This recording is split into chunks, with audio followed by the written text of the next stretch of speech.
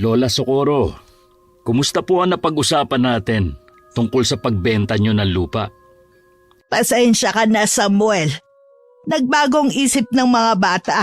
Hindi nila ibebenta tong lupa. Alaalaw pa raw nila ito sa kanilang yumaong mga magulang. Ang lagay ay ganun-ganun lang. Hindi naman pwede na kapag naisipan nilang iatras ang pagbenta ng lupa mababaliwala ang perang ipinangpuhunan ko sa inyo. Nangabala kayo ng tao. Pagkatapos parang binawi lang na candy. Paano naman ang paunang bayad ko sa inyo?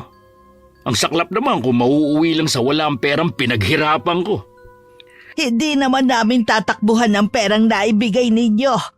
Talagang hindi ko akalaing magbabago ang isip ni na Angelito at Yoli. Anak naman ng putya Wala akong pakialam sa dahilan nyo. Ang tinatanong ko ay ang pera ko. Paniguradong nagastos nyo na. Ngayon lang naman kayo nakahawak ng 50,000 sa buong buhay nyo Inaamin ko naman na mahirap lang kami. Pero huwag kang magbibitiw ng mga salitang makakasakit ng damdamin naming mahihirap. Sa isang liblib na baryo sa probinsya ng Pangasinan ay may nakatirang isang mayamang mag-asawa na ang layunin ay bumili ng maraming lupain para sa kanilang itatayong asukarera o pagawaan ng asukal. Mula sa maliit na kubong yari sa dingbing na kawayan at bubong na gawa sa pawid, nakatira ang maglolola na sina Yoli, Angelito at Lola Socorro. Ulilang lubos na ang magkapatid at ang lola na lamang nito ang natitira nilang pamilya. Ang baryo ay pinamamahalaan ng isa ring kurakot na punong barangay na si Kapitan Tiago. Pinili ng mag-anak na manirahan malayo sa bayan para ipagpatuloy ang pagtatanim ng mais na siyang pangunahing pinagkukunan ng kanilang pangangailangan sa araw-araw. Dahil sa pagkakaroon ni Lola Socorro ng malubhang sakit sa baga, napilitan ng matanda na ibenta ang nasabing lupain. Pero dahil sigurista ang mag-asawang Samuel at Cora, ika-4 na parte muna ang binayaran sa matanda. Dahil sa narinig na masasakit na salita ni Samuel kay Lola Socorro, ay napilitang lumabas ng balkonahe ang 18 taong gulang na si Yoli. Ibabalik ko naman ang pera, pero hindi pa sa ngayon. Tutubuan ko na lang kung gusto mo. Tubo? Hindi ko kailangan ng tubo. Ang napagkasunduan natin ang siyang dapat na masunod. Ngayon lang ako napahiya ng ganito sa buong buhay ko. Mahiya naman kayo kay Kapitan Tiago na inabala ko pa para lang pumunta rito. Para lang sa pagpapatibay ng pirmahan natin. Hindi na magbabago ang isip ng mga bata. Hindi na nila ito ibebenta. Wala kaming ibang mapupuntahan kung sakaling ibenta sa inyo ang lupa. Hindi nyo sana ako inabala. Kayo lumapit sa akin, hindi ako. Nananahimik ako sa bahay nang puntahan nyo ako para kunin ng paunang bayad sa lupa. Ako namang si tanga na binigay ko agad ang pera. Hindi kayo nagdalawang salita sa akin Aminado naman kaming kasalanan namin at nasa akin ang pagkukulang. Aba, Kapitan, narinig mo naman. Malinaw na panloloko ito. Kapag ganyan ang usapan, hindi ako mananahimik lang. Ayaw ko pa naman sa lahat ay yung inaagrabyado ako pagdating sa pera. Mapipilitan akong paalisin kayo sa lupa ninyo. Total naman, bayad ko na ang ika-4 na parte. May karapatan na akong paalisin kayo. Wala kang karapatan. Sana wag nang umabot pa dyan. Nakikiusap ako. Huwag niyo sana kaming gipitin ng mga apo ko. Ako pa nang gigipit? Ba't tinamaan talaga na 10 kamalaso, no? Pera ko ang kinukuha ko. Ibigay nyo ang pera ko, tapos ang usapan. Hindi may pagtapat ni Lola Socorro na nagastos nito ang pera. Naibili niya ng gamot niya. Awang-awa si Yoli sa matanda habang nakadungaw sa bintana ng balkonahe at nakikipag-usap kay Don Samuela. Kasama mga liporos nito na parang sasabak sa laban sa pormahan. Narinig ni Yoli ang paglangit-ngit ng sahig na kawayan. Naramdaman ng dalaga ang paglapit sa kanya ni Angelito.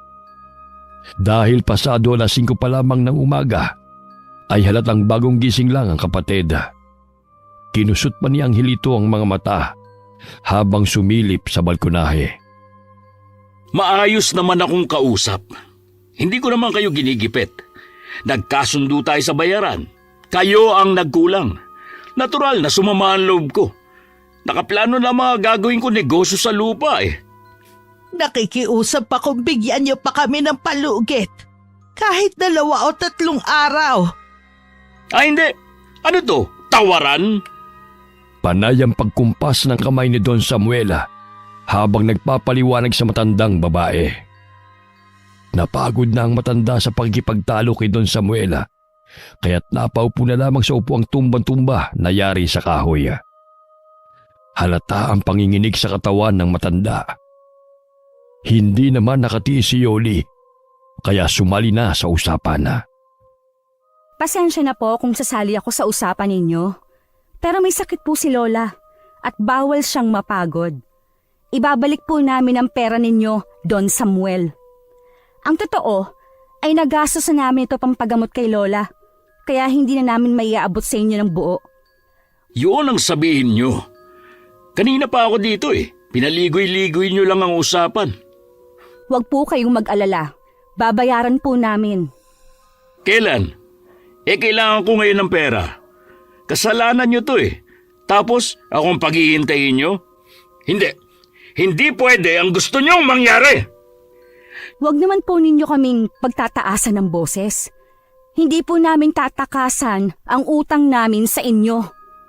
Hindi utang ang pera na yun. Dahil yun ang napagkasunduan natin. Dala ko na sana ang kabuoang halaga ng bayad sa lupa. Bibigyan ko kayo ng palugit. Hanggang bukas. Tara na, Kapitan. Ang hirap makipag-usap sa mga taong walang pinag-aralan. Hindi po kami aalis. Magbabayad kami ng ate ko. Hoy! Huwag niyo akong pinaglololoko. Hanggang bukas. Kailangan nakapagpasya na kayong ibenta ng tuluyan sa akin ng lupa. Dahil kung hindi, mapipilitan akong ipakaladkad kayo sa mga tauhan ko. Hindi naman po yata tama. Nakaladka rin ninyo kami sa sarili naming pamamahay. May karapatan din kami bilang tao. Huwag niyo po sana kaming gipitin at takutin. Hindi ko kayo tinatakot. Sinasabi ko lang kung anong kaya kong gawin. Baka sa uli, pagsisihan niyo ang panloloko niyo sa akin. Pinapaalalahanan ko lang kayo. Paalala o pagbabanta? Narinig niyo naman po, Kapitan. Pinagbabantaan kami ni Don Samuel. Imbis na sumagot, ay umangat lamang ang kaliwang kilay ni Kapitan Tiago habang naangisi. Walang natanggap na pagsang-ayon mula sa punong barangay. Sa halip ay tinalikuran lamang sila nito. Inihatid na lamang nila ng tingin ang papalayong mga bisita. Iba talaga ang nagagawa ng pera. Ultimo kapitan ay kayang pasunurin ng pera. Hahamakin ng lahat. Makuha lang ang material na bagay dito sa lupa. Pababayaan po ba natin na paalisin tayo sa sarili nating lupa? Kasalanan ko, mga apo. Kung hindi ako nagkaroon ng malubhang sakit, hindi ninyo maiisip na ibenta ang lupa. Hindi sana kayo nagkaproblema ng ganito kalaki. Lola, hindi po ninyo kasalanan. Gahaman lang sa pera si Don Samuel. Para sa halagang 50,000 piso, kulang na lang, pumatay ng tao. Kaya nga siguro walang tumatagal na kasambahay sa kanila dahil po sa ugali ng Don na yon. Ang kumakalat na balita tungkol sa mag-asawa ay may nakakatakot daw na lihim ang dalawa. Pero puro paninirang puri lang dahil wala pa namang napapatunayan. Hindi tungkol sa nakakatakot na lihim, kundi bulok na pagkatao ng mag-asawa ang tunay na dahilan kung bakit sila umaalis. Paniguradong sa galit ng mga hindi nagtagal na kasambahay sa kanila, kaya kung ano-anong naimbentong kwento tungkol sa mag-asawa. Teka, bakit ba napunta riyan ang usapan? Ang mabuti pa kumain na muna tayo ng almusal. Madalas ang kwento ng tao ay nagsisimula sa haka-haka hanggang sa maging totoo. Kaya inabalan ni Yoli ang sarili sa mga gawain sa bahay para pansamantalang makalimutan ang mga nangyari. Nang sumapit ang gabi, ay hindi dalawin ng antok si Yoli. Pabiling-biling siya sa higaan kaya't umiingay rin ang sahig ng kanyang katre. Sinilip niya si Lola Socorro sa kabilang katre. Nakita niyang kumukuya-kuy ang paa nito at nakapatong naman ang braso sa noo. Halatang nakikiramdam ang matanda sa paligid. Kaya naman hindi na siya nakatiis na hindi ito tanungin. Lola, gising pa rin kayo? Hindi rin ba kayo makatulog? Iniisip ko kasi kung ano magagawa nating paraan para maibalik ang pera kay Don Samuel. Huwag na po kayong mag-isip. Makakasama pa po sa kalagayan ninyo. Hayaan ninyong ako na lang ang gumawa ng paraan. Diyos kong bata ka, ano naman ang magagawa mo? Magbebenta po ng aliw. Jesus Mariosep na bata ka, baka kahit magbenta ka ng iyong katawan sa halagang 10 piso hihingian ka pa ng sukle. Lahat na lang idinadaan mo sa biro. Masarap pakinggan ang malulutong na tawa ni Lola Socorro. Kaya naman nangingiti na lang si Yoli habang pinagmamasta ng pagtaas at pagbaba ng tiyanang matanda dahil sa malalakas na pagtawa. Paraan niya yun para makalimot ito sa problema at hindi na mag-isip. Lola naman seryoso po ako. Basta hindi natin ibebenta ang lupa. Natakot lang talaga ako nang magkasakit kayo. Kaya nagpadalos-dalos kami ng desisyon. Alam ko naman na pinatatawa mo lang ako, Apo. Gusto ko sanang ibigay sa iyo ang singsing ko. Mahalaga po yan sa inyo. Bakit naman po ninyo ibibigay sa akin? Para sa iyo naman ito. Na kapag wala na ako, ikaw rin ang magmamana ng lahat ng meron ako. Ano po bang sinasabi ninyo? Mahaba pa ang buhay ninyo. Lahat tayo ay mamamatay. Kaya dapat pinaghahandaan. Ano bang klaseng singsing yan, Lola? Ito ang singsing na may mutya ng kabutay sa gitna. Po? Ibinigay ito ng matalik kong kaibigan. Isa siyang antingero. Ayon sa kanya, meron daw siyang mga pinalayang mga aswang. Nangako raw na hindi ito titikim ng karne ng tao.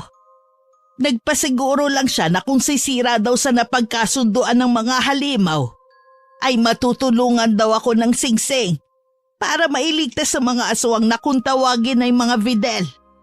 Sa ganitong paraan, makakabayad daw siya ng utang na loob sa akin kahit magkalayo kami.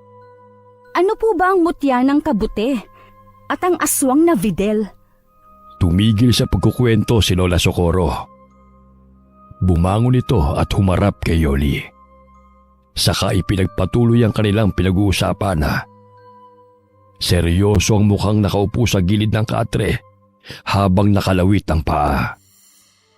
Tinatamaan naman ng liwanag ng buwan ang kulay aso nitong suot na bestida na lalong nagpasigla sa mga bulaklak na disenyo sa laylayan ng saya.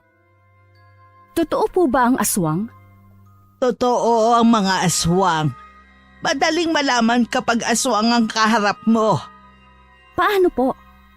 Kapag ang isang bagay na nagtataglay ng mga kontra laban sa kanila, katulad ng mga mutya ng kabute, umiinit naman ang bagay na may kinalaman sa mga agimat. Lumilikha sila ng liwanag na ikaw at ang aswang lang ang nakakakita. Ang problema, kapag nasaan yung tao ang mga videl, hindi sila nararamdaman ng singsing. Hindi rin sila tinatablan ng kapangyarihan nito. Ang astig pala kapag may hawak ang mutya. Pero panganib naman ang dala sa kung sino ang may hawak nito. Maya-maya pa'y bumangon na rin si Angelito na nakahiga sa tabi ni Yoli. Kumusot pa ito ng mata at nakinig sa kanilang usapan. Pero alam nyo bang mahirap mahanap ang mutya ng kabute? Lumilitaw ito kapag may kulog at kidlat sa isang lugar. Nasaksihan ko lang ang kakayahan ng mutya ng lumiwanag ito. Pero hindi ko pa nakita ang aktwal na kakayahan nito sa mga aswang. Ano po bang itsura ng mga aswang na Videl? Halimaw na kumakain ng laman loob ng tao. Gamit ang kanilang matatalas na kuko, kaya nilang wakwakin ang tiyan ng biktima. Kaya nilang ihiwalay ang kanilang mga braso mula sa katawan na parang isang manananggal at magdudugsong lang ito kapag nakapambiktima na sila. Pero wala naman po yatang ganyan sa baryo natin. Isa pa, kahit kayo ay hindi ninyo pa po nakikitang totoo na may aswang. Ang lola naman tinatakot nyo lang yata ako Baka sa mukha ni Angelito ang matinding takot. Napalipat pa ito sa tabi ni Lola Socorro. Napahagalpak naman ang tawa si Yoli. Likas sa kapatid ang pagiging matatakutin kaya madalas inaasar nila ito at niloloko. Matulog ka na nga ulit. Kahit kailan talaga, matatakutin ka pa rin. Gusto ko na magduda na hindi ka talaga totoong lalaki. Ate! Isuot mo na nga lang, Yoli, ang iyong singsing. Baka kung saan mo pa mailagay. Saka lamang naalala ni Yoli na kanina pa niya hawak ang malamig at magaspang na singsinga. Parang sinukat sa kanyang kaliwang hintuturo. Pagkatapos ay iniangat niya ang kamay at sinipat-sipat yon kung bagay ba sa kanya. Nag-iwan ng matamis na ngiti sa labi ng dalaga nang makitang kumislap ang kulay asul na bato sa gitna ng singsinga. Maya-maya pa'y natanggal ang bakas ng saya sa mukha niya at nauwi sa matinding pag-aalala. Lola! Oh, bakit? Uminit po ang singsing! Nangibabaw ang katahimikan bumakas ang takot sa mukha ni Lola Socorro. Pagkatapos ay nagmamadali itong bumaba ng katre. Agad na tinungo ang nakabukas nilang bintana. Maya-maya'y parang may nakita ito sa labas na ikinaputla ng labi nito. Nagmamadali itong lumapit sa nagtatakang si Yoli. Bilis! Yoli! Angelito! Magmadali kayo! Tulungan ninyo akong isara ang pinto at bintana ng bahay! Bakit, Lola? Huwag nang maraming tanong! Kumilos na kayo! Lola! Nasa labas ang aswang na Videl! Yoli, buksan mo ang takip ng aking tapayan na nasa ilalim ng katre ko. Kunin mo sa loob ang arnis. Ikaw naman, Angelito, harangan mo na mabigat na bagay ang pinto para hindi makapasok ang halimaw. Ganon din ang mga butas na pwedeng pasukan ng mga putol nilang braso. Agad na sumunod sina Yolit Angelito sa utos ni Lola Socorro. Habang ramdam nila ang tensyon sa loob ng bahay, bumundol ang kaba sa dibdib ni Yoli habang binubuksan ang takip ng tapayana. Nakita niya sa loob ng banga ang dalawang kahoy na kulay puti. Ingatan mo ang arnis kahit ano ang mangyari. Huwag na huwag kayong maghihiwalay na magkapatid. Lola, tinatakot niyo lang yata ako Nagbibiro ka lang po, di ba, Lola? Angelito, mukha bang nagbibiro si Lola? Saka lang sumeryoso ang mukha ni Angelito habang nagpapalipat-lipat ang tingin sa kanilang dalawa. Biglang tumalo ng itim na pusa sa kanilang pagitan kaya't napasigaw si Yoli sa gulat. Kahit alaga nila ito, nagdulot pa rin yun ng pangamba sa kanila. Tumbong ni Lola! Ano at nadamay ang tumbong ko? Umayos nga kayo magkapatid para pusa lang Teka, pusang itim. Masamang pangitain. Anong ibig niyong sabihin? Hindi na nakapagsalita si Lola Socorro dahil may narinig na silang ingay sa bubong. Parang may kung anong nilalang ang bumubuta sa pawid na gustong pumasok sa loob ng kanilang silid. Napatingala silang tatlo Pagkatapos may kumaluskos naman sa dingding na parang may gumagapang. Lola, ano ang ingay na yon? Ate, natatakot ako. Umalis na kaya tayo dito. Tumahimik ka nga, Angelito. Yoli, silipin mo nga sa labas kung ano yon.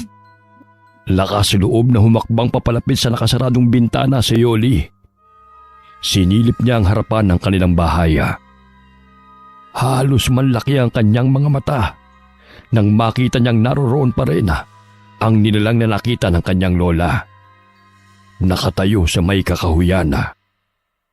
Lola, hindi pa rin siya umaalis. Para siyang normal na tao dahil sa kanyang anino. Bilis, Apo! Alam ko na kung ano nilalang ang nagkukutkot sa bubong. Kumikilos na ang kanyang putol na braso. Magmadali kayo. Ang mga Fidel, mapanganib sila. Paano po ninyo, Lola, na lamang aswang ang nasa labas?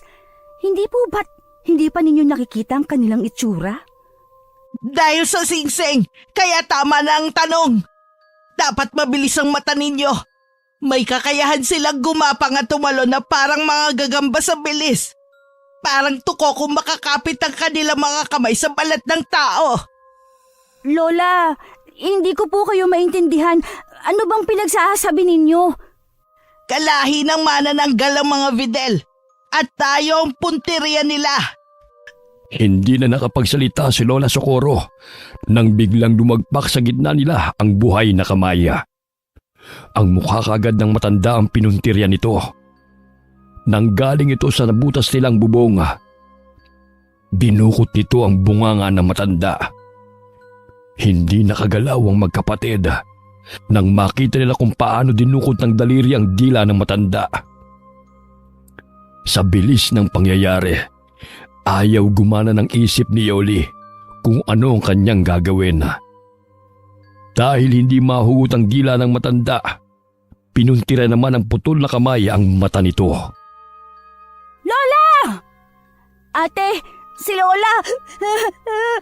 Tulungan natin si Lola! Lola! Hindi! Halos manginig ang buong katawan ni Yoli. Nabitiwan niyang arnis at nilapitan ang nakahigang matanda.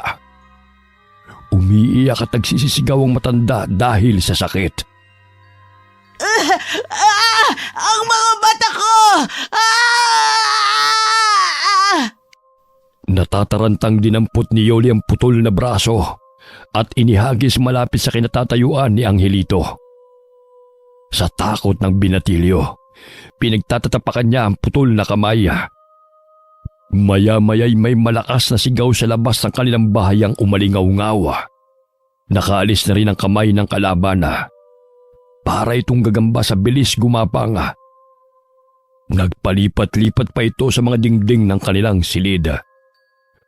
Maya-maya pa ay nakapasok na rin ang isa pang braso na may nakalawit pang kapirasong laman sa dulo. Binalot ng takot ang magkapatid sa nakakakilabot na itsura ng mga nilalang. Biglang kumalat ang liwanag sa buong kwarto dahil sa suot na singsing ni Yoli. Lumiliwanag ang mutya. Ate! Totoong sinabi ni Lola. Napapaso ang mga putol na braso sa liwanag ng nanggagaling sa mutya. Ate! Si Lola! Ang mga mata ko! Ang mata ko! Napaluhod sa sahig si Yoli katabi ni Lola Socorro. Niyakap niya ito ng mahigpit. Naramdaman niya ang panginginig ng katawan ng matanda. Habang takip ng palad nito ang sariling mga mata. Saktong pagkawala ng liwanag ng mutya, muling inatake ng putol na braso si Lola Socorro. Dinampot ni Yoli ang parte ng katawan ng halimaw at sa galit ay ubod lakas din niyang kinagat ang daliri nito. Narasahan niya ang malansang dugo sa kamay at mabaho nitong amoy. Hindi napansin ni Yoli at Angelito ang pagpuslit ng isa pang braso para wakwakin ang tiyan ng kanilang lola gamit ang matutulis na kuko. Ate! Si Lola!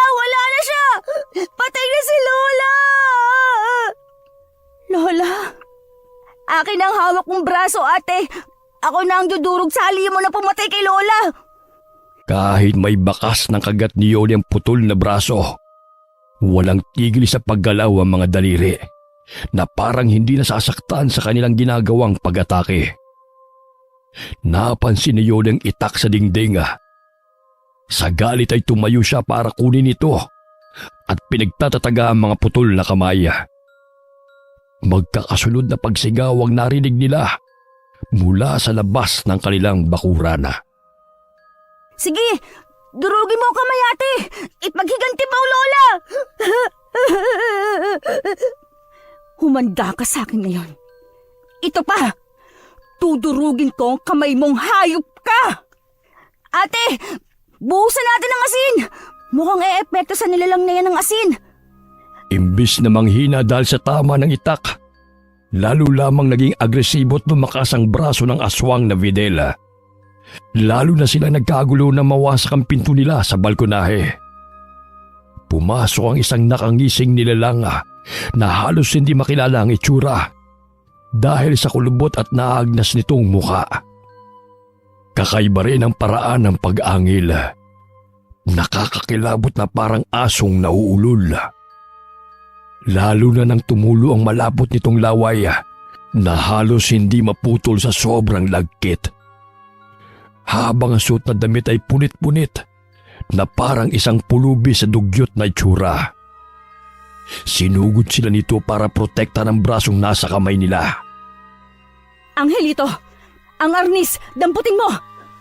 Gamitin mo ang mutya, ate. Bilisan mo habang nahahawakan ko pa ang braso ng aswang. Hindi gumagana ang mutya.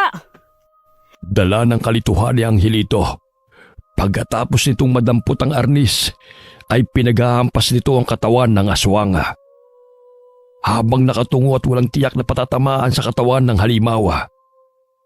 Nang matumba ang aswang sa sahig, itinapon ni Yoli ang hawak na putol na braso sa labas ng bintana. Hinila niya kaagad ang kamay ni Angelito at tumakbo sila papunta sa labas. Ate, si Lola. Naiwan po natin si Lola. Kailangan muna nating makalayo sa halimaw na humahabol sa atin. Saan na tayo pupunta? Sa bahay ni Kapitan. Hihingi tayo ng tulong. Kailangan niyang malaman ang mga nangyari kay Lola. Paano kung hindi siya maniwala sa atin? Bilisan mo ang pagtakbo. Baka maabutan niya tayo. Diyos ko, tulungan niyo po kami. Mabilis at halos hindi sumahid sa lupa ang mga paa ng magkapatid habang walang tigil sa pagtakbo. Wala silang pakialam kung masugatan sila sa katawan. Ang mahalaga ay makatakas sa aswang na humahabol sa kanila. Pagkaraan ng ilang minutong pagtakbo, ay narating nila ang bahay ni Kapitan Tiago. Bukas pa ang ilaw at halatang may mga tao pa sa loob dahil sa mga tsinelas na nasa puno ng hagdanan. Mula sa labas ay maririnig ang masasayang kwentuhan ng dalawang tao na nag-uusap. Humihingal na sumilip si Yoli sa pintuan. Halos umurong ang kanyang dila nang makitang nakaupong si Don Samuel sa harap ng lamesang kinauupuan din ni Kapitana. Tumigil ito sa pakikipag-usap at biglang sumeryoso ang mukha nang makita sila. Napatayo ito sa kinauupuan at gulat na nagtanong. Anong ginagawa niyo rito? Kapitan, tulungan ninyo po kami. Si Lola po. Pinatay ng halimaw. Isang aswang na napuputol ang braso parang isang manananggal. Umagalpak ng tawa si Don Samuel. May paghampas pa sa sariling hita at muling tumingin sa kanila na punong-puno ang mata ng pang-aasar at pilit ng ngiti. Ang galing niyo mag-imbento ng kwento para lang makaligtas kayo sa pagbabayad ng utang niyo sa akin. Napakahusay niyo kumarte At talagang naglagay pa kayo ng mga peking sugat sa katawan para mas magmukhang kapani-paniwala. Wala akong pakialam kung ayaw ninyong maniwala. Hindi po kayong sadya namin kundi si Kapitan. Para humingi ng tulong. Si Lola po, pinatay ng halimaw. Kaya't nakikiusap po kaming samahan ninyo kaming balikan si Lola. Ate, kahit si Kapitan, hindi siya naniniwala sa atin. Pumatak na ang mga luhang kanina pang pinipigilan ni Yoli. Hindi sa takot, kundi sa pag-aalalang patay na ang kanilang lola Socorro. Napagulgul ng iyak ang dalaga at dumiretso ng pasok hanggang sa loob ng bahay ni Kapitana. Kinuha niya ang mga kamay ng matanda at halos hilahin na niya ito para lamang sumama sa kanila. Pero binawi lamang ni Kapitan ang sariling mga kamay at nagtaklob ng ilong. Indikasyong naamoy nito sa kanya ang dumikit na mabahong amoy mula sa aswang. Kung gagawa ka ng kwento, galingan mo naman sa pag-arte. Halata eh. Nakakahiya sa mga tanod ni Kapitan. Dalaga ka pa naman, pero magaling ka na magsinungaling. Kung ayaw ninyong maniwala, malalaman ng buong baryo ang nangyari kay Lola. At sasabihin kong kayo, Don Samuel, ang nagpapatay kay Lola. Ba't ang lintik na batang to? Tara na nga, Kapitan. Tignan natin kung totoong sinasabi na sinungaling na ito. Dahil kapag nalaman namin na gumagawa ka lang ng kwento, ipakukulong kita. Kayong dalawa ng kapatid mo, mga buwiset! Bahala na kayo sa gusto nyong gawin. Hindi kami nagsisinungaling ni ate. Totoong pinasok kami ng halimaw at pinatay si Lola. Mas maniniwala pa ako kung isang ordinaryong aswang tanggal ang braso, napaka-imposible! Kapitan, tara na po. Magsama po kayo ng mga tanod. Baka po, nandun pa ang aswang. Halos kalad ka rin ni Yolis Kapitan makarating lamang sa kanilang bahay. Habang naglalakad sa daan, ay panay ang tawa ni Don Samuel. Talagang ipinaparamdam nito sa kanila na hindi ito naniniwala sa kanilang mga pinagsasabi. Pagkaraan ng ilang minuto, ay bumungad sa kanilang lahat ang nasusunog na bahay ni Lola Socorro. Halos mamilog ang mga mata at bibig ng dalawa nang makitang tinutupok ng apoy ang kanilang tirahan. Lola! Lola! Ate! Wala na po si Lola! Kasama na siya na nasusunog dating bahay! Sinong may gawa nito? Nakita niyo na, Kapitan? Halatang pinagtago na nila ang matanda para makaiwas sa pagbayad ng utang sa akin. Pinagplanuhan nila ito! Hindi po totoo mga pinagsasabi ninyo. Kitang-kita ng dalawa naming mga mata kung ano ang nangyari kay Lola. Aswang ang pumatay sa lola ko. Malalaki ang hakbang ng mga paa na lumapit si Don Samuel sa nakatayong si Yoli. Sabay hablot sa damit niya. Halos malanghap ng dalaga ang amoy sigarilong lumalabas sa bibig ng lalaki. Pati ang mabaong singaw ng kamay nito, parang amoy patay na daga. Isang dangkal lamang ang layo ng mukha nito sa mukha niya, kaya parang gusto nang bumaliktad ang kanyang sikmura sa tumitinding singaw ng mabahong hangaw ng bunganga ni Don Samuel. Talaga bang pinaglololoko niyo ako, ha? Nasaan na matanda? Saan mo dinala? Akala mo ba, kapag nasunog ang bahay niyo, ay ligtas na kayo sa pagkakautang sa akin? Pwes, nagkakamali kayo. Mas pabor sa akin dahil hindi ko na kayo hahayaang bumalik sa bahay niyo. Bitiwan po ninyo ang ate ko! Wala kayong karapatang saktan siya! Isa ka pang lalaki ka! Magkasabwat kayo! Pareho ko kayong ipakukulong! Parang awa niyo na, Don Samuel. Hindi po kami gumagawa ng kwento. Si Lola po, nasa loob po siya ng bahay namin. Totoo pong pinatay siya ng aswang. Ate, huwag ka na po magpaliwanag sa kanila. Wala din namang maniniwala sa atin eh. Oo, dahil puro kayo sinungaling. Paano na niyo ako mababayaran? Kapag nakarating ito sa asawa kong si Cora, sigurado, impyerno ang mararanasan niyo sa kanya. Wala kaming pera, Don Samuel. Kung gusto po ninyo, pagtatrabahuhan namin magkapatid ang utang namin sa inyo. Pero sa ngayon po, hayaan niyo po muna kami magluksa sa pagkamatay ni Lola Socorro. Magluksa! Walang namatay! Gawa-gawa niyo lang ang kwento! Nakikita niyo bang wala nang natirang kahit na anong patunay na may taong namatay sa bahay na yan? Don Samuel! Sige, pagbibigyan ko kayo. Pero sa isang kondisyon. Ayaw ko nang maririnig ang kwento tungkol sa tumakas niyong lola. Dahil sa susunod na malaman ko na nagpapakalat kayo ng maling impormasyon, palalayasin ko kayo sa baryong ito. Sa kabila ng mga sinabi ni Don Samuel kina Yoli at Angelito, ay parang nagbingi-bingihan ang kapitana sa lahat ng ipinag-uutos ng matanda. Kaya sa huli, nagpaubayan na lamang si Yoli at hinayaan niyang siya na lamang ang makaalama sa totoong sinapit ng kanilang lola. Iniwan sila ni Don Samuel habang magkahawak ang kamay ng magkapatid na pinapanood ang unti-unting pagtupok ng apoy sa kanilang tahanan. Paano na tayo, Angelito? Ang huling bilin ni Lola sa atin ay huwag tayong maghihiwalay. Kaya kung nasaan ka, ate, nandoon din ako. Nagtataka lang ako sa mga nangyari. Paanong masusunog ang bahay natin? Wala naman tayong iniwang apoy sa kalan. Kanina ko pa nga po gustong itanong yun sa'yo, ate. Para pong sinadya na sunugin ang bahay natin para pagtakpan ang pagkamatay ni Lola. Baka sa mukha ni Angelito ang matinding lungkot at pagsisisi. Wala namang nagawa si Yoli kundi ang akbayan ng kapatid sa balikat. Dahil kung hindi sila nagpatalo sa takot, di sana'y nakasama pa nila ang matanda kahit ito ay patay na. Ang naiwan lamang na tanong sa kanilang isip ay kung sino ang sumunog sa kanilang bahay. Malalaman ko rin kung ano ang nangyayaring ito sa atin, Angelito.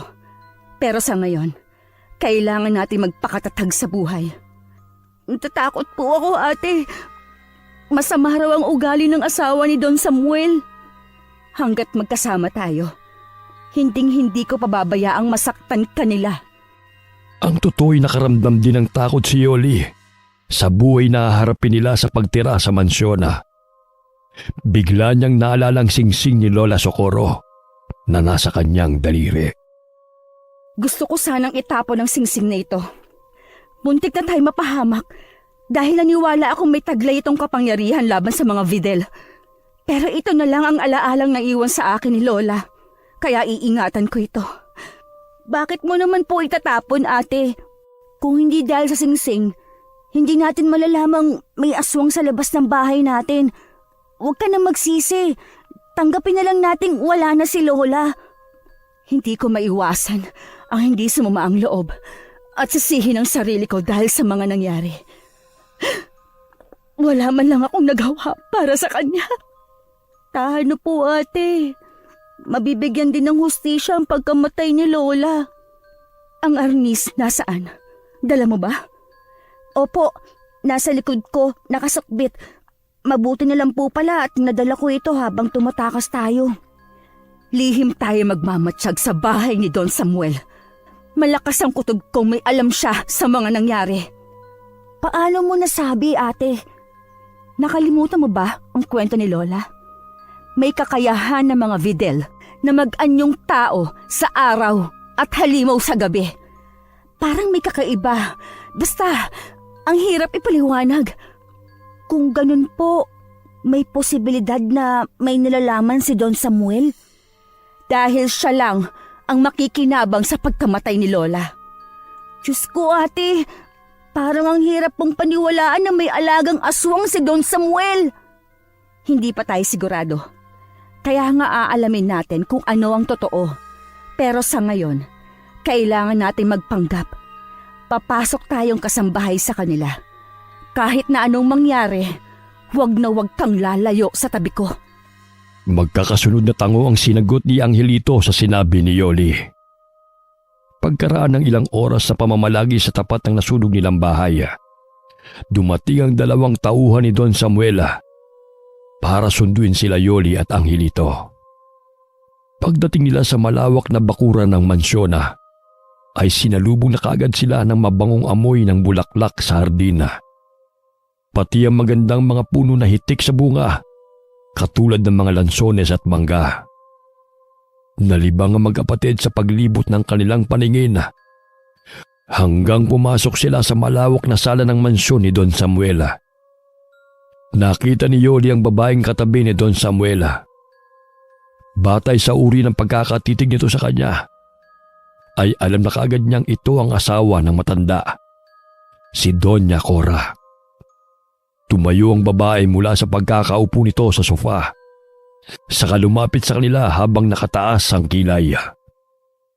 Umaligid ito sa kanila na parang sinusuri ang buong katawan nila.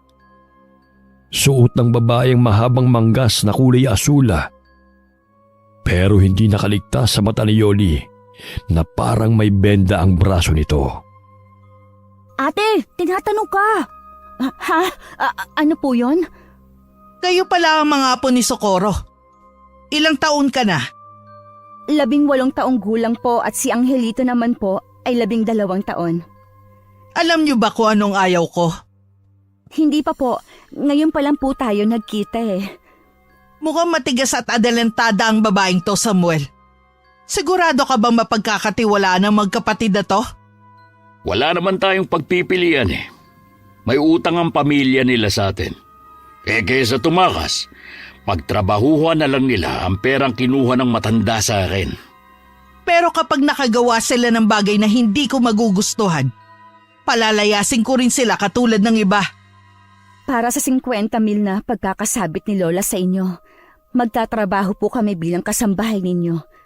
Pero hindi po kasama sa bayad ang masasaktan kami pisikal. Wala kaming tiwala sa inyo. Aba, pambihira. Kayo na nga ang nakagawa ng kasalanan sa amin. Kami pa yata ang gusto ninyong pasunurin sa kondisyon ninyo. Sa edad kong ito ngayon lang ako napagsalitaan ng ganyan sa loob ng pamamahay ko. Tama na yan. Pumasok na kayo magkapatid sa unang pintuan, malapit sa kusina. May mga damit pang kasambahay doon. Maligo kayo at magpalit ng damit. Ano po ang magiging trabaho ko? Tagahilis o tagahiwa ng mga bituka ng baboy. Ikaw naman, Yoli, labandera at kusinera. Lumayas ang kasambahay namin kanina, kaya ikaw na ang pumalit. At ito ayaw na ayaw kong papasok kayo ng kwarto ko nang walang paalam. Baka nakawin niyo pa pera ko eh. Opo, hindi kami magnanakaw. Hindi kami interesadong pumasok sa kwarto ninyo. Ang tanong po magkano naman ang bawas sa utang kapalit ng trabaho namin ng kapatid ko? 2 kayo ng kapatid mo at palamunin ko kayo. 1 taon, walang kokontra kung makakatagal kayo. Ano po? Sige na, pumasok na kayo sa loob. Maraming oras nang nasayang dahil sa inyong magkapatid. Itinuro ni Doña Cora ang pinto malapit sa kusina. Binuksan yun ni Yoli at napawang ang kanyang bibig sa nakitang itsura na magiging kwarto nila. Talaga po bang dito kami matutulog? Bakit? May problema ba? Iniisip niyo bang sa malambot na kama ko kayo patutulugin? Maganda pa po ang kwarto ng baboy dito kahit yari lang sa kawayan. Sa kabodega po ninyo to, tambakan ng mga gamit. Abay, natural. Kasambahay kita. Ako masusunod kung saan ko kayo patutulugin. Dahil bayad na kayo. Para naman pong hayop ang tingin ninyo sa amin. Kung magrereklamo lang kayo sa patakaran ko, abay bukas ang bahay ko. Makakaalis na kayo. Kung hindi lang mahalaga sa amin ang lupa, hindi kami papasok na kasambahay sa inyo. Kasalanan ko bang lumaki kayong hampas lupa?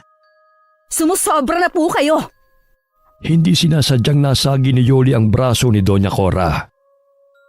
Napangiwi ito sa sakit at bumakas sa mukha nito ang matinding galit. Kaya naman naitulak siya nito ng malakas. Aray! Ano ba? Nananadya ka yata. Bakit naman po ninyo tinulak si ate? Hindi naman po namin alam na may masakit sa braso ninyo. Ano na naman bang kaguluhan yan, Cora?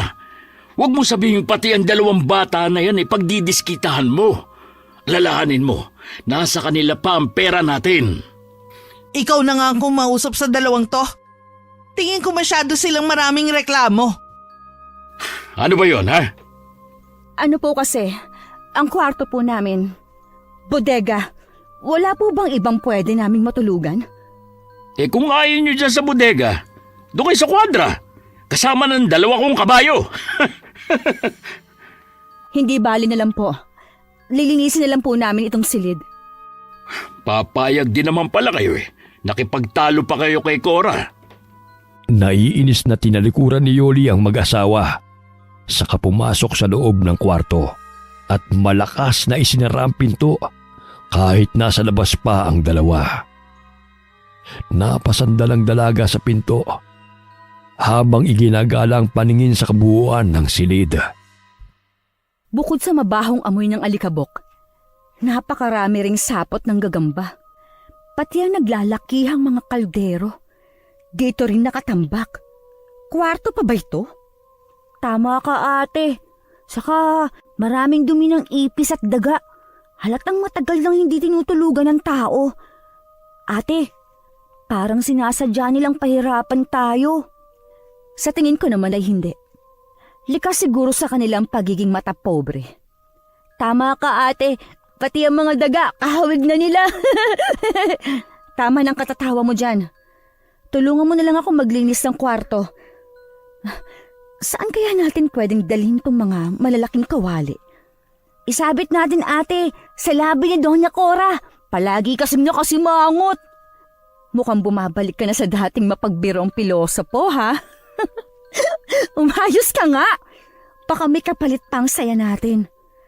Nagpapatawa lang ako, ate, para hindi ko muna maisip ang itsura ni Lola habang dinudukot ng kamay ng halimaw ang kanyang mga mata. Bangungot yon para sa akin. Kaya nga tayo nandito, para kay Lola. Sige na, simulan na natin ang paglilinis. Nang matapos sa paglilinis, narinig nila ang mahihinang katok sa labas ng kanilang kwarto. Nilapitan ni Yoli ang pinto at ipinihit ang seradura. Nakita niyang nakatayo si Don Samuel, bitbit ang 2 kulay dilaw na plastik. Nakasilid ang malansang amoy ng karne habang tumutulo ang dugo sa sahig. Angelito, sumunod ka sa akin sa kusina. May papagawa ako sa'yo. Saglit lang po. Ayoko nang pinaghihintay ako. Kapag tinawag kita, sumunod ka! Nagulat si Yoli at Angelito sa biglang pagtaas ng boses ni Don Samuel.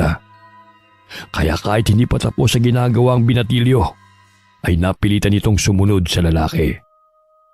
Sakto rin naman na dumating si Doña Cora. May dalang isang basket na kulay berde. Punong-puno ng maruming damit. Labhan mo to at isampay agad. Gagamitin ko ang mga damit bukas. Sabay-sabay? Tanga! Siyempre hindi! Sinasabi ko lang para bilisan mo ang paglalaba. Biglang napako ang paningin ni Doña Cora sa suot na singsing ni Yoli. Umangat ang kamay ng ginang para hawakan ang daliri niya. Pero bigla itong natigilan at napaatras. Bakit po? Wala. Sige, bilisan mo ang paglalaba. At marami pa akong iuutos sa'yo. Hindi na hinintay ni Doña Cora na sumagot si Yoli. Mabilis itong tumalikod sa kanya at nagmamadaling umalis. Dala ang mga maruruming damit ay mabilis siyang pumunta sa likod ng mansyon. Naghanap siya ng gripo na pwedeng paglabhana. Nakita niya si Angelito habang naglilinis ng mga bituka ng baboy. Malayo pa'y nagsasalita na ang kapatid sa sobrang inis. Nakalagay ang ibang laman loob sa palanggana, pero kapansin-pansin ang kakaibang sukat nito. Laman loob daw ito ng baboy, pero ang lalaki ng bituka, nakakadiri, ate. Manahimik ka nga. Matindi po kasi ang lansa parang laman loob ng tao. Ikaw lang ang nag-iisip ng ganyan. Magtrabaho ka na lang ng tahimik. Muling binalingan ni Yoli ang mga damit. Pero natigilan ng dalaga nang sa pagdampot niya ng t-shirt ay may nahawakan siyang mantsa na manikit at tumigas na. Dugo ito ah. Ang daming dugo. Ano kaya to?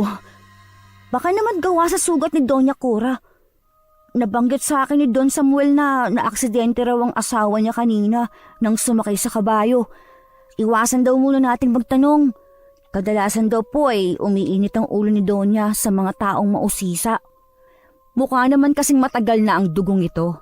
Saka bakit buo? Hindi ba nila ipinagamot sa doktor? Aboy malay ko ate! Nahulog sa malalim na pag-iisip si Yoli habang matamang pinagmamasdan ng kulay asul na t-shirt na may bahid ng dugo sa manggas. Pagsapit ng gabi, habang nagpapahinga magkapatid sa kanilang silid, bigla silang nakarinig ng malalakas na kalabog sa kusina. Pati ang paggapang ng kung anong hayop sa labas ng kanilang kwarto. Nagkatinginan sina Yoli at Angelito. Pamilyar ang ganong ingay, kaya't napabalikwas ng bango ng dalawa. Dali-dali nilang binuksan ang pinto. Tahimik silang sumilip sa maliit na siwang ng pintuan. Wala namang tao. Madilim ang kusina. Hindi kaya nagpaparamdam si Lola sa atin? Nagmumulto siya sa pang-iiwan natin sa kanya. Umalis ka nga sa tabi ko. Nagsisitayuan ang mga balahibo ko sa katawan dahil sa pagpulong mo sa tenga ko. Pasilip din ako. Wag na. Matulog na lang tayo. Konkreto ang bahay. Imposibleng masundan pa tayo ng aswang sa mansyon ni Doña Cora. Paano naman po kung dito mismo nakatira? Ewan. Tabi nga. Matulog na nga tayo. Padabog na napasimangot si Yoli habang naunang mahiga sa kanyang katre. Dalawa ang higaan doon kaya para na rin silang may sariling kwarto. Ilang saglit pa ay dinalaw na rin sila ng antok. Kinabukasan, nagising si Yoli sa mahihinang yugyug ng kapatid sa kanyang balikat. Halos pabulong itong nagsalita na halatang may kinatatakutan. Ate, gumising ka. May nakita akong mga bakas ng kamay sa sahig, ate. Ano ba yun? Natutulog na ang tao eh. Saka maaga pa. Bumangon ka po muna. Bilisan mo. Kahit inaantok, napilitang bumangon si Yoli sa kanyang higaan. Idagdag pang malakas na paghila ni Angelito sa kanyang braso. Pagbaba niya ng katre, ay naglakad na siya papunta sa pinto. Napatingin siya sa sahig. Totoo ngang may mga bakas ng kamay sa kulay puting semento. Nawala ang kanyang antok. Napatungo siya at pinagmasdang mabuti ang mga nakadikit na kulay pula sa sahig. Bago lang ang mga bakas. Saka ano tong mga nakadikit na parang laman ng kung anong klaseng karne? Yan nga ang sinasabi ko sa'yo, ate. Saan kaya nanggaling ang mga bakas ng kamay? Diyos ko, nasundan kaya tayo? Pero paano? Saka, kung nandito lang ang putol na braso, ibig sabihin, malapit lang sa atin ang Videl. Hindi tayo ligtas sa lugar na to. Umalis na kaya tayo dito, ate. Tanggapin na lang natin ang kabuuang bayad nila sa lupa. Hindi pwede. Pero, baka lang mapahamak po tayo eh. Nandito lang din siya sa bahay ni Don Samuel. Maganda nga yun. Hindi na tayo mahihirapang hulihin ng aswang na nagpapanggap na tao. Ate! Makinig ka. Kailangang malaman muna natin kung sino ang totoong pumatay kay Lola. Pagkatapos, saka tayo aalis. Tuluyan nang nawala ang antok ni Yoli habang muling pinasadahan ng tingin ang narumihang sahig. Ang mabuti pa, linisan na natin ang sahig. Tayo rin na mapapagalitan ni Doña Cora. Kumuha ka ng tubig at timba sa kusina. Ako na ang bahala maglinis ng dumi. Ang baho na parang ano, ha ate? Naaamoy ko ng katulad na baho sa katawan ni Don Samuel. Hays! Kalimutan mo na nga lang ang sinabi ko. Mabilis na tumalikod si Angelito kay Yoli para pumunta sa kusina. Naiwan siyang nag-iisip. Hanggang pumasok sa isip niya na magmanman tuwing gabi. Hindi na muna niya ipaalam kay Angelito ang tungkol sa mga pinaplano niyang yon. Eto na po ate. Ilapag mo sa sahig. Ano mga bakas na to? Saka bakit hindi nyo pa nililinis? Kakikita pa lang po namin pagkagising ko. Hindi po namin alam kung saan nanggaling ang duming ito. Bilisan nyo. Linisin nyo na ang dumi. Ang baho eh. Habang nagsasalita si Don Samuel sa harap ni Yoli, palihim niya itong pinagmasdana. Sinuring mabuti ang mga kilos. Siguro'y nahalata ng lalaki ang ginagawa niyang pagkilati sa mukha nito. Ano pa ang tinatayo-tayo mo, Yoli? Tulungan mo ang kapatid mo. Oo, nga pala. Ate, bilisan mo po. Nakakadiri. Ang daming mga nakadikit. Pagkatapos nyo dyan, magluto ka na, Yoli, ng almusal natin. Pag nagising si Cora, ay hahanapin niya mga pinalinisan niyang bituka ng baboy sa kapatid mo. Hindi na tumugon si Yoli. Sa halip ay binilisan niya ang pagkuskos sa mga mansa sa sahig. Mabilis na lumipas ang oras. Pagkatapos ng trabaho ay nakahiga na ang magkapatid sa katre. Sinadya ni Yoli na huwag matulog para malaman kung saan nanggagaling ang bakas na yon. Maya-maya pa ay nakarinig siya ng mahinang pagbukas ng pinto sa kwarto ng mag-asawa. Akmang babangon ang dalaga nang biglang magsalita si Angelito. Ate, saan ka pupunta? Ha? Gising ka pa? Naiihi na kasi ako. Matulog ka na. Hindi po ako makatulog. Pagkatapos na nakita natin kanina, pakiramdam ko kapag natulog po ako, bigla na lang susulpot sa higaan kong putol na braso. Hindi yun mangyayari. Sinisigurado kong nakasara ang pinto bago tayo matulog. Tsaka, wala namang mga mata ang braso na yon. Ang nagmamay-ari sa kanya ang totoong nakatingin sa atin. Kaya malakas ang kutob ko na nasa paligid lang natin siya. Ano nga ang gagawin mo? Kanina ko pa kasi nakikita na panay ang tingin mo sa mukha ko. Tinamaan na lintik. Ang akala ko natutulog ka na. May narinig akong ingay sa labas. Gusto kong malaman kung sino ang aswang na nakatira sa bahay na to. Natigilan si Yoli nang biglang lumiwanag ang suit niyang singsenga, kasabay ang pag-init nito. Bakit natigilan ka, ate? Ang singsing, umiinit na naman. Malawak din ang liwanag na lumitaw sa silid. Indikasyong nasa paligid lang natin ng aswang. Ano?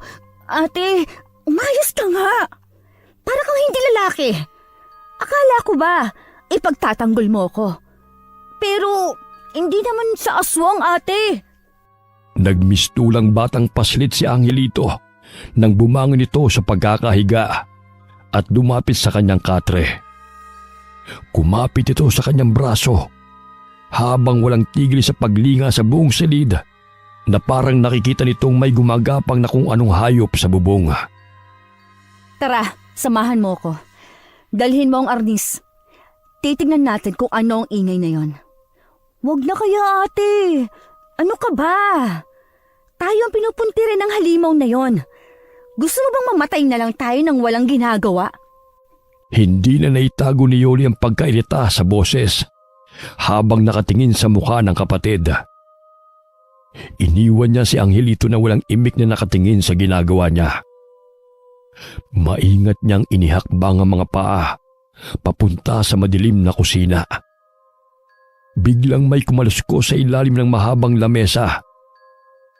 Nakikita niyang maliwanag ang buong paligid sa tulong ng liwanag na nagmumula sa mutya. Halos manlaki ang mga mata ni Yoli nang makita ang putol na braso na kanina pang nagpapalipat-lipat sa sahig at mabilis na lumipat sa sementadong dingding. Hindi siya makalapit sa akin dahil sa mutya. Mahuhuli rin kita. Ate! Diyos ko naman, Angelito! Papatayin mo ako sa nerbiyos! Akala ko ba hindi ka sasama? Wala na akong pagpipilian, ate. Nakita ko na ang putol na braso. Hindi siya makalapit sa akin dahil sa liwanag na nagmumula sa singsing ko. Nasaan po ang liwanag, ate?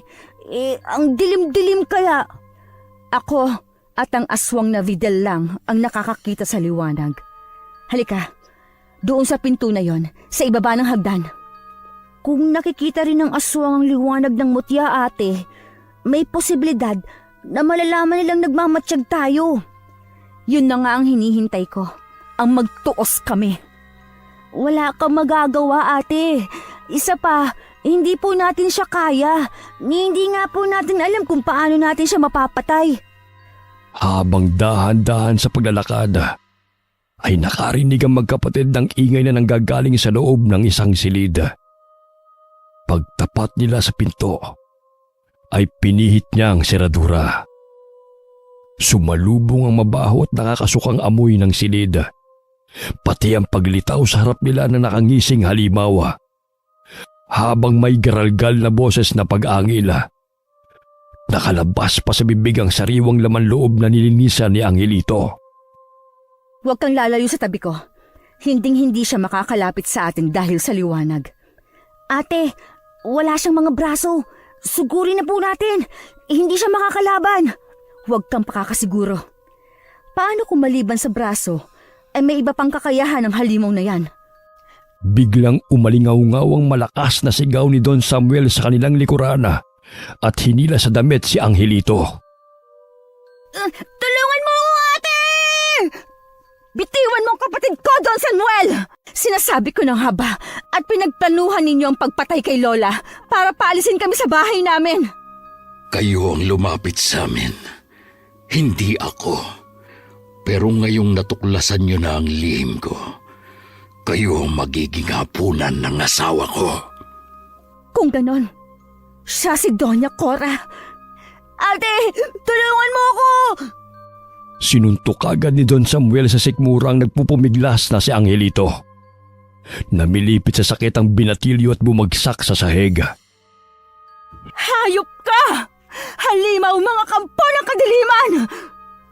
Wala nang epekto ang mga salita sa amin. Sige na, Cora. Magpakabusog ka sa masarap na putahing nasa harapan mo. Masyado kayong pakialamero! Kaya ito lang ang nararapat sa inyo! Sumugod ito na parang hindi pansin ang liwanag na nagmumula sa mutya ni Yoli. Naging maagap si Yoli sa pagsuntok sa sikmura ng Donya. Tinamaan ito sa sikmura. Sa lakas ng impak ng kamao niya, ay halos mapatalon ito sa sakit. Si Don Samuel naman ay hinila ang dalawang paa ng nakahigang si Angelito papalabas ng kwarto. Saan mo dadalhin ang kapatid ko? Panoorin mo kung paano ko unti-unting wawasakin ang murang katawan ng kapatid mo.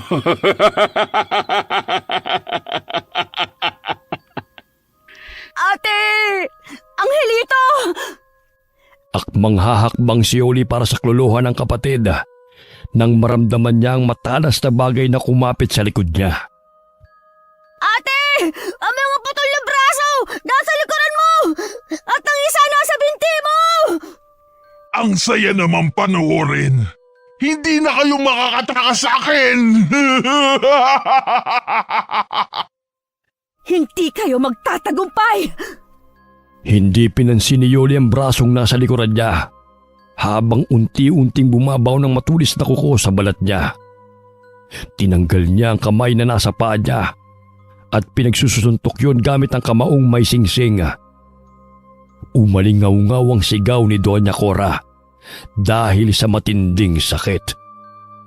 Kung ganon, nararamdaman mo rin ang sakit kapag inaatake ko kamay na to. Sige lang, saktan mo lang. Papatayin ko naman ang kapatid mo. Ate, patayin mo na po sila! Durugin mo ang putol na braso! Huwag mo akong alalahanin! Inihagis ni Angelito ang arnis sa kanyang kinaroroonan. Nang mahawakan niyang sandata, ay mabilis niyang pinagpupupukpok ang brasong nasa sahig. isinunod niya ang nasa likod niya. Saktong nahawakan na niya ang putol na braso. Dinamba naman siya ni Doña Cora. Dahil sa komosyon, kaya't narinig na rin yun ng mga natutulog na tauhan ng mag-asawa. Pumasok ang tatlong lalaki. Imbis tulungan ay hinawakan pa ang magkabilang braso ni Yoli. Bitiwan ninyo ako! Ilabas ang babaeng yan! Ako ang papatay sa kanya! Ate! Pagtapat ni Yoli sa nakahigang si Angelito, mabilis siyang umikot at inatake ng arnis sa mga tauhan ng mag-asawa. Bawat pag-atake ng dalaga, bumubulagta ang mga lalaki sa sahig. Hinila niya ang braso ng kapatid, saka hinampas ng arnis ang leeg ni Don Samuel.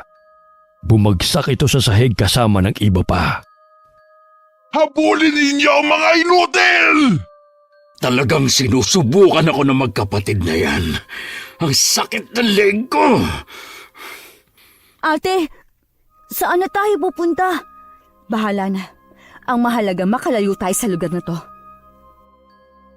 Ate, nakaharang sila sa pintuan. Pati po mga putol na braso nasa dingding. Lahat ay gumagapang papalapit sa atin. Sumuko na kayo. Huwag niyo na kaming pahirapan.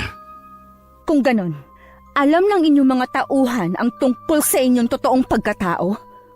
Ano magagawa ko? Ganyan ang nagagawa ng pera.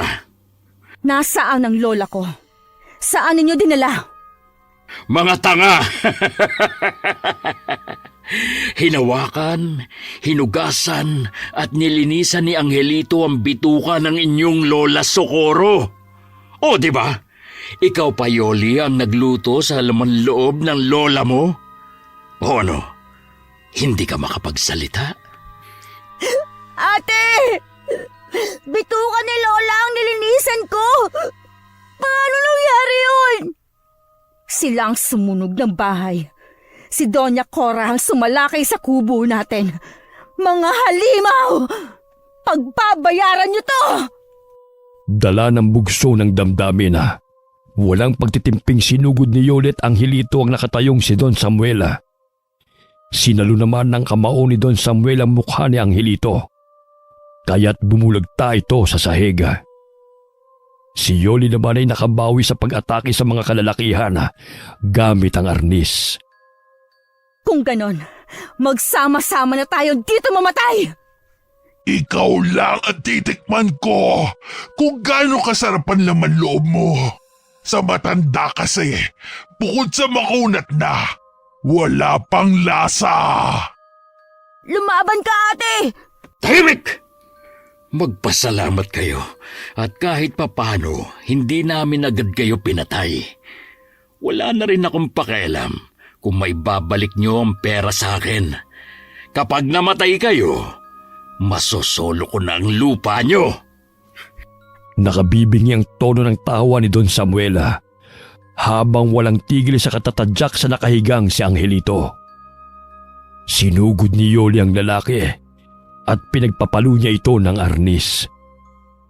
Pero nakuha ng putol na braso ang sandata ng dalaga at naihagis sa malayo. Bigla na lang naramdaman ni Yoli ang kamao na tumama sa kanyang sikmura. Dahilan para mapaluhod siya sa semento habang yakap ang tiyana. Gumapang naman papalapit sa kanya ang kapatid. Ate! Ang sakit! Tiisin mo lang. Makakatakas tayo sa impyernong mansyon na to. Dalhin na ninyo sila sa gitna ng gubat. Magukay kayo ng malalim. Yung hindi sisingaw ang baho nila. Laman loob lang naman nila ang kailangan ko. Dinampot sina Yoli at Angelito at kinaladkad papunta sa gubat. Kasunod ang mag-asawa, ganun din ang dalawang mga putol na braso na mabilis na nagpalipat-lipat sa katawan ng mga puno. May kakayahan din na lumundag ang mga putol na braso sa bawat sanga na madaanan nito. Pagdating nila sa gitna ng kakahuyana, kung saan tanging ang liwanag lang na nagmumula sa buwana ang nagsisilbi nilang tanglaw sa dilim ng gabi. Tahimik ang buong paligid habang ang maririnig ay ang mahihinang huni ng mga kulisap at kuliglig. Pinagtabi nilang magkapatid at pinaluhod sa lupa. Yun ang pagkakamaling nagawa ng mga tauhan na mag-asawa. Dahil nakahanap si Yoli ng pagkakataon kung paano makatatakas. Inatake niya ng walang kahirap-hirap ang mga lalaking nakapalibot sa kanila. Pinatamaan niya ng kamao ang masaselang parte ng katawan ng mga ito. Kaya mabilis na napabagsak sa lupa ang mga kalaban. Hinila niya ang kamay ni Angelito at sabay silang tumakbo. Bilis, dalian mo! Dito tayo dumaan! Hinahabol na nila tayo, ate! Huwag mo silang pansinin. Ang mahalaga makatakas tayo. Magsasalita pa sana si Yoli habang mabilis na tumatakbo nang biglang lumundag sa likod ng kapatid ang putol na braso. Ate! Humiga ka sa lupa para hindi siya makapunta sa bibig mo. Alisin mo to, ate! Nilapitan ni Yoli ang gumugulong na kapatid sa lupa habang iniipit nito ang putol na braso na nasa likuran ni Angelito. Mahigpit ang pagkakakabit sa damit ng kamay ng halimaw para kapain ang mata ng binatilyo. Ate, gamitin mo ang singsing para namang walang bisa ang mutyay. Hindi niya kayang iligtas tayo. Ate, mamamatay na tayo dito. Huwag kang magsasalita ng ganyan. Huwag kang malikot. Dudurugin ko ang kamay ng aswang na yan. Ate! Dari na sila! Wala na oras! Dinampot muna ni Yoli ang putol na braso, saka inihagi sa mga tauhan na mag-asawa. Muli silang tumakbo ng mabilis. Halos wala na silang makitang liwanag sa daan, kaya madalas na bumabangga sila sa mga punong nadadaanan nila. Nadadapa at mabilis din na bumabangon. Gusto nang umiyak ni Yoli habang pinagmamasdan ang itsura ng kapatid. Ate, magpahinga muna tayo dito sa malaking puno.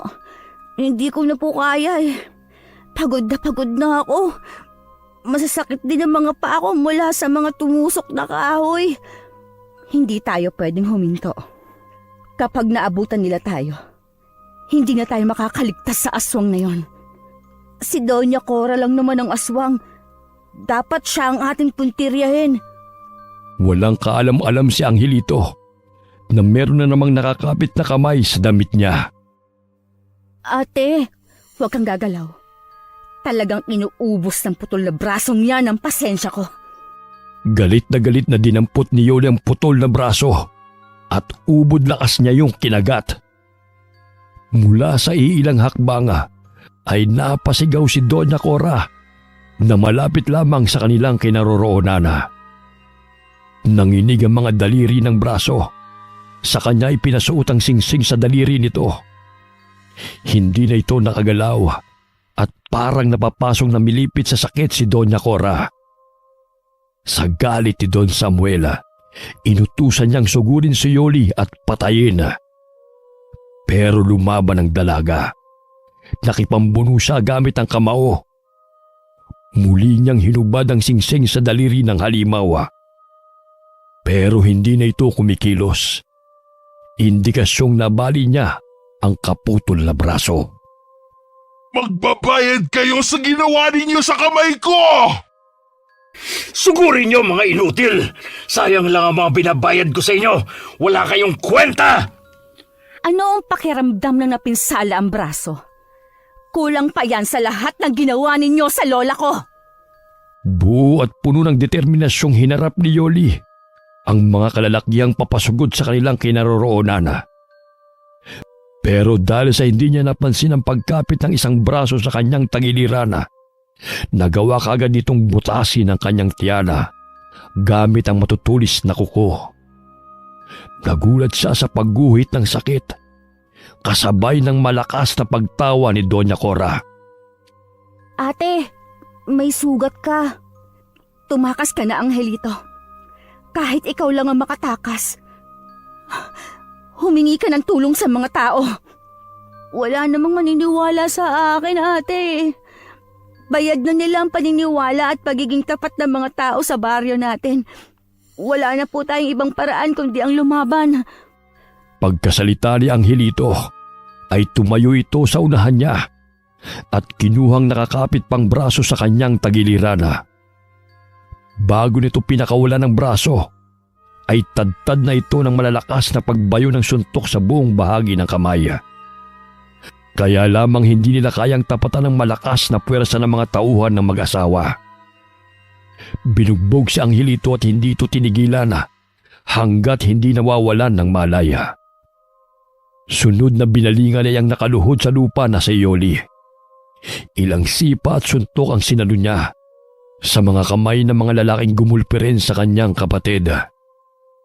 Halos kapusin siya ng hininga nang bumagsak ang kanyang katawan sa lupa. Kahit nanlalabo ang paningin, nakikita niyang parang may nakatayo sa bahagi ng madilim na kakahuyan. Malinaw rin na narinig ni Yoli ang boses ng lalaking bagong dating. Hersundo! Besretuno! Gureblina! Hindi maaari. Tumakbo na tayo mga kasama. Halika na, Cora. Bilisan mo! Nariyan si Tanda. Patayin na muna natin ang dalawa! Wala nang oras para dyan. Halika na! Tulong. Mahina at halos pabulong na boses ni Yoli nang humingi siya ng tulong. Nakatingin ang mapungay niyang mata sa papalapit na matanda. Habang ang mga tauhan na mag-asaway sabay-sabay na kumaripas ng takbo. Nagmamadali ang matandang lalaki na lumapit sa kanilang kinaroroonan. Mahaba ang kulay puti nitong balbas na bumagay sa suot na damit at lumang pantalon. Nakatali rin ang buhok na kulay puti sa likod habang nakasaklob sa ulo ang sombrerong gawa sa abaka. Malayo pa ang matanda ay amoy niya na ang mabangong amoy na dala nitong lubigana na madalas din niyang naaamoy kay Lola Socorro. Naramdaman ni Yoli ang bigat ng talukap ng kanyang mga mata na parang hinihila siyang matulog.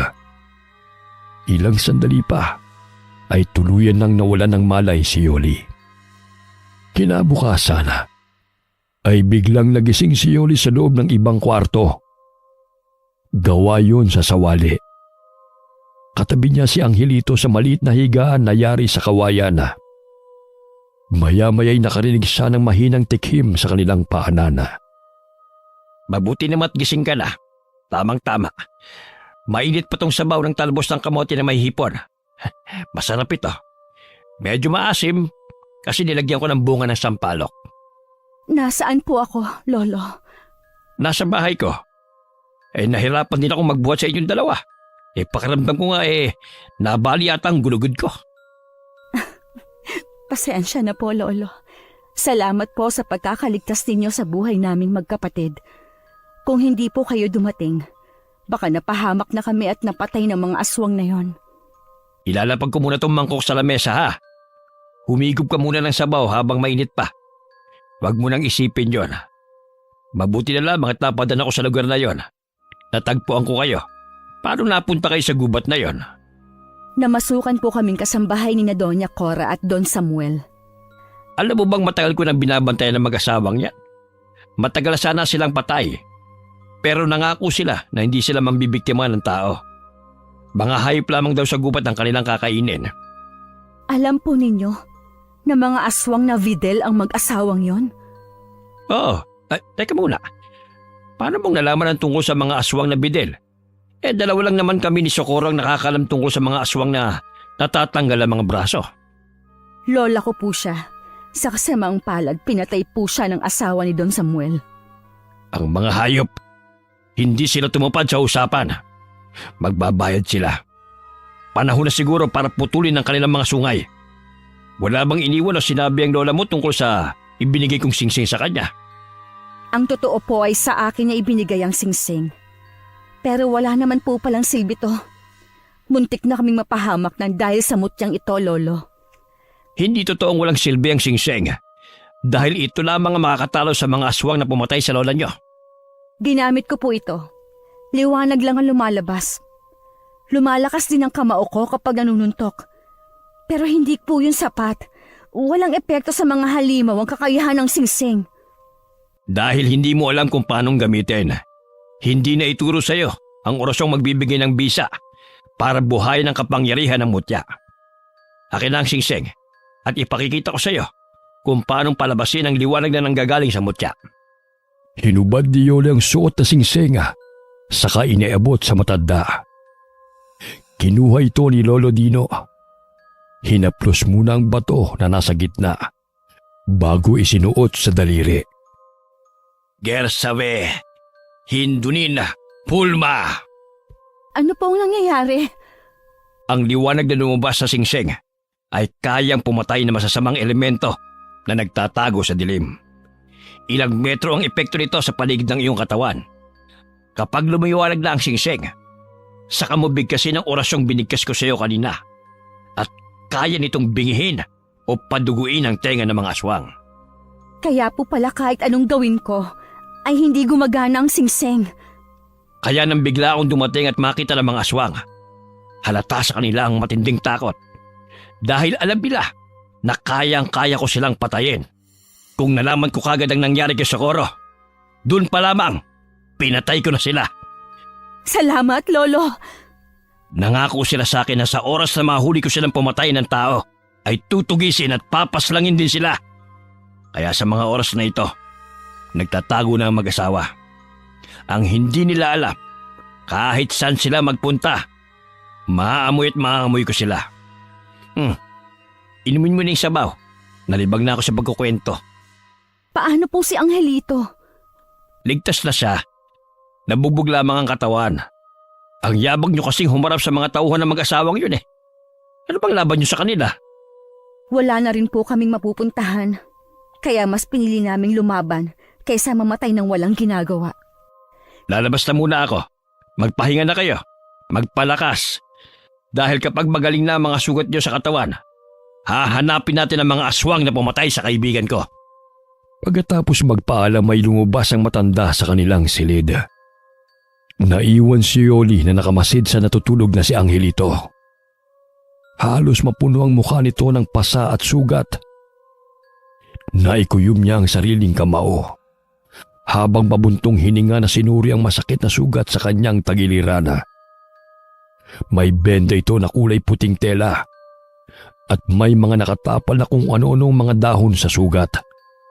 Pagkalipas ng 5 araw na pamamalagi ng magkapatid sa bahay ng matanda na nakilala nila sa pangalang Lolo Dino, nagpasa na itong simula ng paghahanap sa mag-asawa para papanagutin sa mga kasalanan nito.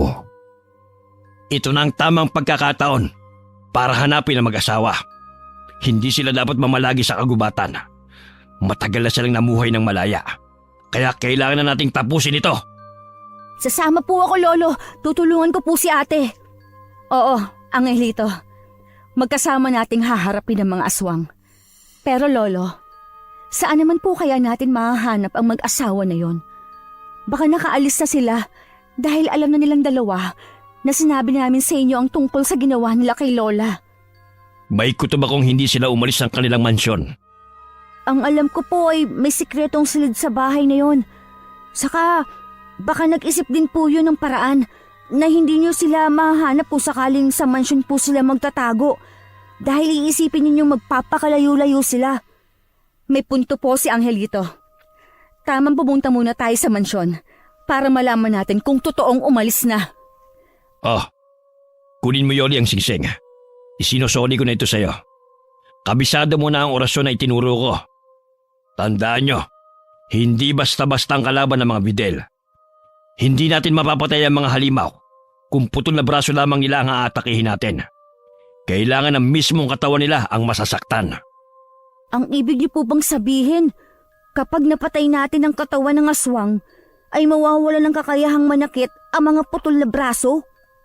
Oo, wala silang pinagkaiba sa mga manananggal. Pero ang mga aswang na ito, hindi takot sa asin. Ang nag-iisang makakatalo lamang sa kanila ay ang mutya ng kabuti na magpapahina sa kanilang kakayahan sa pamamagitan ng orasyon. Pagkatapos na mag-usap ang tatlo, ay nagsimula na silang maglakad papunta sa dating tirahan ni Yoli.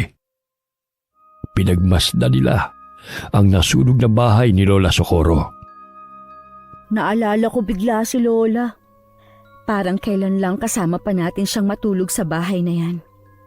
Lolo, bakit gabi tayo pupunta sa bahay ng mga aswang kung sa araw po ay mahina ang kanilang katawan? Dahil hindi natin sila mapapatay kung sa araw natin sila aatakihin. Hindi rin sila tinatabla ng mutya kapag maliwanag ang sikat ng araw. Ito ang kakaibang kakayahan ng mga aswang na bidel. Maya-maya pa'y naisipan na ng tatlo na maglakada.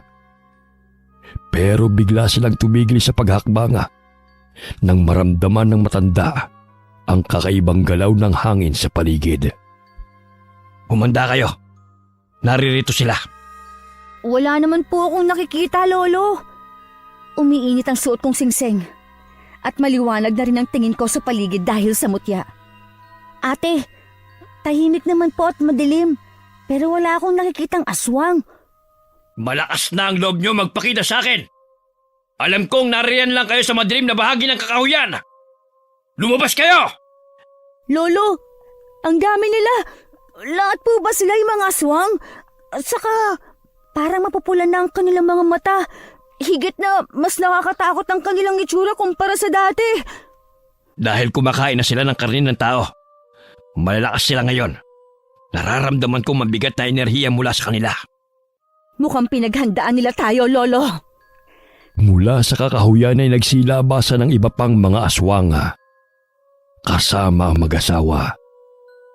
Lahat ay nakasuot ng itim na mga damit na para ng mga vampira. Mamamatay lang din naman kami sa kamay ng matandang hukluban na yan. Lalaban kami para sa buhay namin. Si Doña Cora lang naman ang aswang. Pero kung umasa si Don Samuel, parang siya ang pinuno. Dahil siya talaga ang pinuno. Kapag nagpalit na siya ng anyo, mas naiiba siya sa itsura ng kanyang asawa.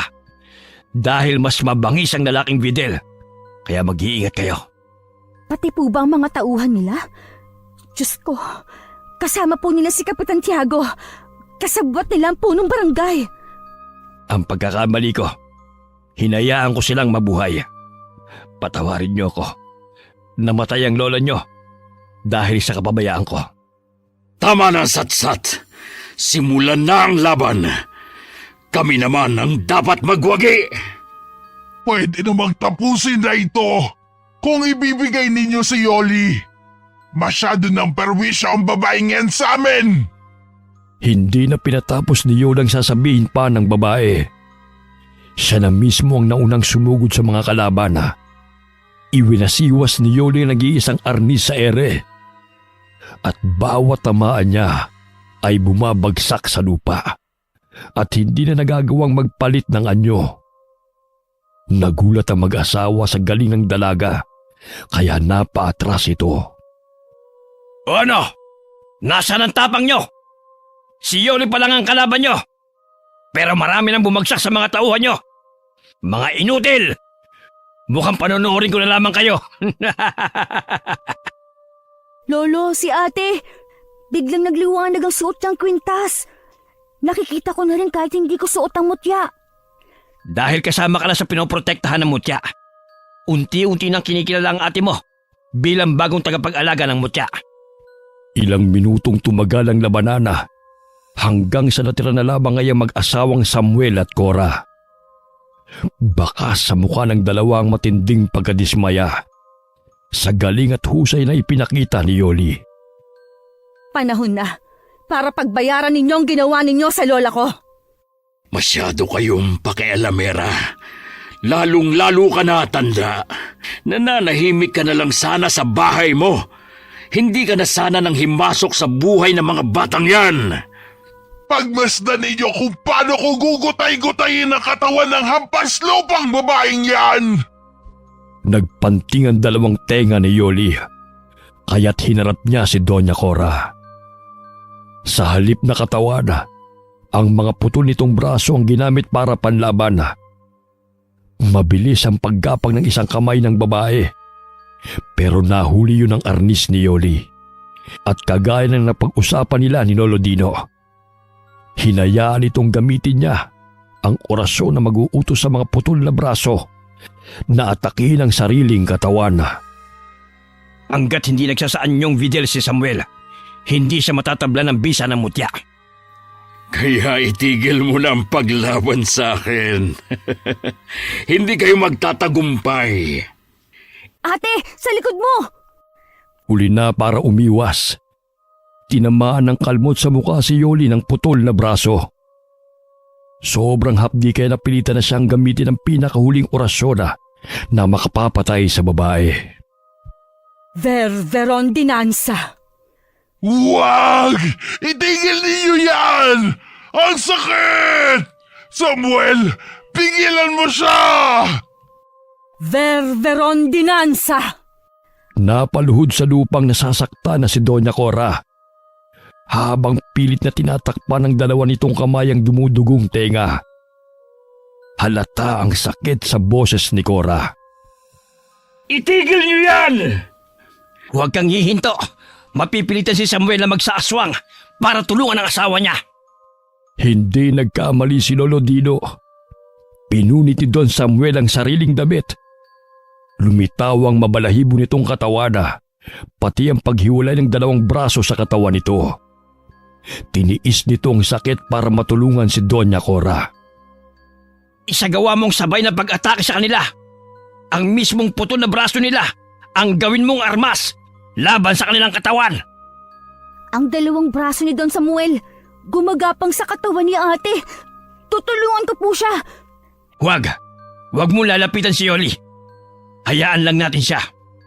Hersente di malignos. Walang ano-ano'y biglang nanigas ang apat na kamay na gumagapang sa katawan ni Yoli.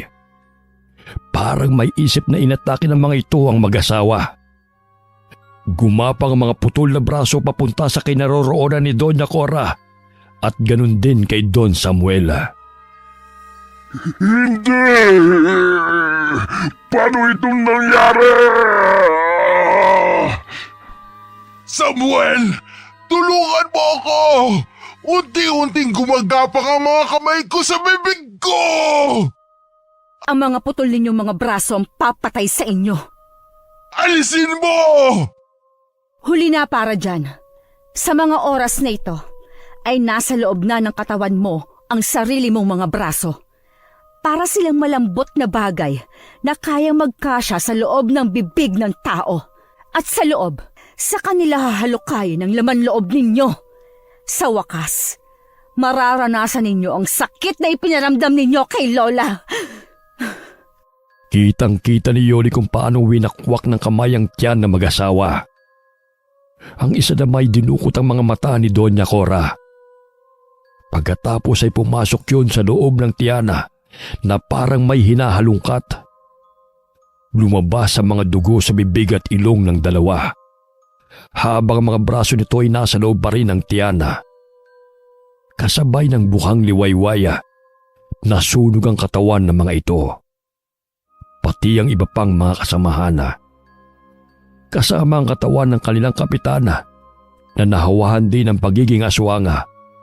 At dahil sa salapi ng mag-asawa, ay nasilaw at naging sunod-sunuran sa mga ito. Napatay mo ang mga aswang.